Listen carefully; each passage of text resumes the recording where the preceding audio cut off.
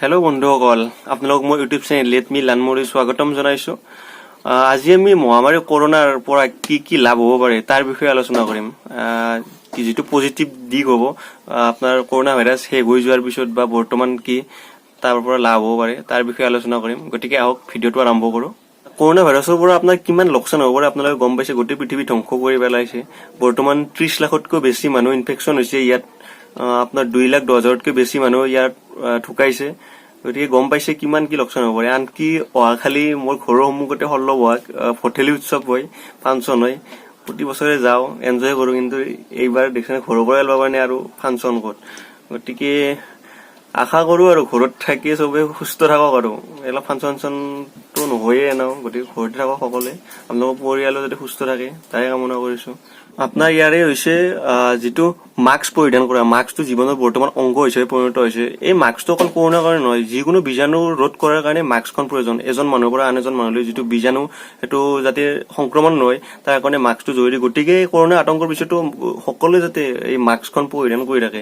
ইয়াৰ উপৰি আপোনাৰ চাবোনেৰে বাৰ বাৰ হাত ধোৱা, বাহিৰৰ ওলাই গ'লে ঘৰত আহিলে চাবোনেৰে হাত ধোৱা 4 বা 5 বাৰ দিনত যিমান পাৰে মুঠতে এইটো যাতে এইটো অভ্যাস বৰ্তাই ৰাখে সকলোৱে। ইয়াৰ উপৰি আপোনাৰ যিটো চেনিটাইজাৰটোৰ নামটো মই কৰোণাৰ সেইটো হোৱালৈকে মই শুনাই নাছিলোঁ, এতিয়াই গম পাইছোঁ চেনিটাইজাৰ কি। গতিকে সকলোৱে ঘৰত চেনিটাইজাৰটো যাতে মজুত ৰাখে আৰু এই বীজাণুৰ যিকোনো বীজাণু, অকল কৰোণা নহয়, যিকোনো বীজাণুৰ পৰা মুক্ত হ'বলৈ চেনিটাইজাৰটো ঘৰত ৰাখে। ইয়াৰ উপৰি আপোনাৰ এটা বিশেষ পৰিৱৰ্তন দেখা গৈছে, প্ৰকৃতিৰ যিটো পৰিৱৰ্তন, আপোনাৰ চৰাই চিৰিকটি, জীৱ জন্তু এইবিলাক এতিয়া মানে সাধাৰণ অৱস্থালৈ ঘূৰি আহিছে। গতিকে এই কৰোণাৰ আতংক শেষ হোৱাৰ পিছতো সিহঁতক যাতে এই মুক্ত বিচৰণ আপোনালোকৰ পৰিৱেশটো যাতে বৰ্তাই ৰাখে সকলোৱে, তাৰ বাবে লক্ষ্য ৰাখিব।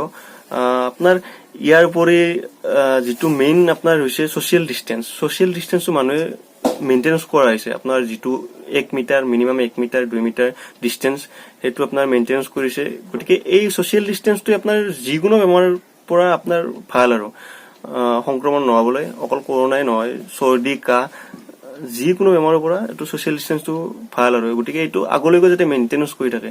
গতিকে ইমানখিনি মই ভাবোঁ আৰু কৰোণাৰ আতংক শেষ হোৱাৰ পিছতো ইমানখিনি আপোনাৰ লাভ হ'ব। গতিকে এই কৰোণাৰ লাভ কেতিয়া হ'ব, আমি যেতিয়া বাচি থাকিম। গতিকে বৰ্তমান আপোনালোকৰ চৰকাৰেই হওক বা ৰাজ্য চৰকাৰে বা চেণ্ট্ৰেলে যি আপোনাৰ নীতি নিয়মবোৰ দিছে এইবিলাক যাতে সকলোৱে পালন কৰি থাকে, সকলোৱে ঘৰতে থাকে এই কৰোণাৰ আতংক শেষ নোহোৱালৈকে।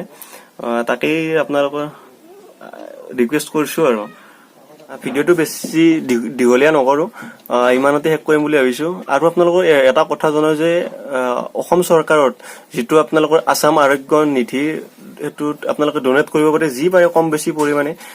এনেকৈ আপোনালোকৰ চৰকাৰক ডনেট কৰি চৰকাৰী দুখীয়াসকলক সহায় কৰিব, বা আপোনালোকে ওচৰত থকা যিকোনো দুখীয়া মানুহ সহায় কৰিব পাৰে। আপোনালোকে যি পাৰে আছাম আৰোগ্য নিধি যিটো সেইটোত আপোনালোকে ডনেট কৰিব পাৰে। আচলতে সেইটোত কেনেকৈ কি ডনেট কৰে মই এই ভিডিঅ'টোৰ জৰিয়তে ডনেট কৰি দেখাই দিম, আপোনালোকে চাব। ইয়াৰ আগতে মই অলপ কৰিছিলোঁ, যিমানখিনি যি পাৰোঁ কৰিছিলোঁ। এতিয়া আপোনালোকক কেনেকৈ ডনেট কৰে সেইটো দেখাই দিম, আপোনালোকে ডনেট কৰি দিব পাৰিব। তো আহক দেখাই দিওঁ মই আপোনালোকক গুগল পে' দি কেনেকৈ কৰি দেখাই দিছোঁ। মই গুগল পে' দি কৰোঁ, আপোনালোকে যিকোনো ইউ পি আই ডি কৰিব পাৰে, আমাজন পে' হওক, ফোন পে' হওক। গুগল পে' দি মই দেখাই দিছোঁ। আপোনাৰ ইয়াত হ'ব বেংক ট্ৰেন্সফাৰ। মই একাউণ্ট নম্বৰটো কপি কৰি লৈছিলোঁ, গতিকে ইয়াত পেষ্ট কৰি দিছোঁ। IFC কোডটো চাৰ্চ কৰোঁ, SBIN 00107555। আপোনাৰ ইয়াত লিখা আহিব আছাম ছেক্ৰেটেৰিয়েট কামৰূপ, আৰু ৰিচিপশ্যন হ'ব আপোনাৰ আছাম আৰোগ্য নিধি। এইটো আপোনাৰ একাউণ্ট নম্বৰটো মই ডিছক্ৰিপশ্যনত দি দিছোঁ, আপোনালোকে তাৰ পৰা লৈ ল'ব। যোনে যিমান পাৰে যিখিনি পাৰে সেইখিনি ডনেট কৰিব আৰু মই এতিয়া এইখিনি দেখাই দিছোঁ, যিহেতু ইয়াৰ আগতে অলপ মই কিবা কৰিছিলোঁ। এইখিনি আপোনালোকক দেখাই দিয়াৰ কাৰণে পে'মেণ্ট প্ৰচেচিং হৈছে, চাওক এইটো হৈ গ'ল। গতিকে আপোনালোকে যিখিনি পাৰে যি পাৰে কৰি দিব আৰু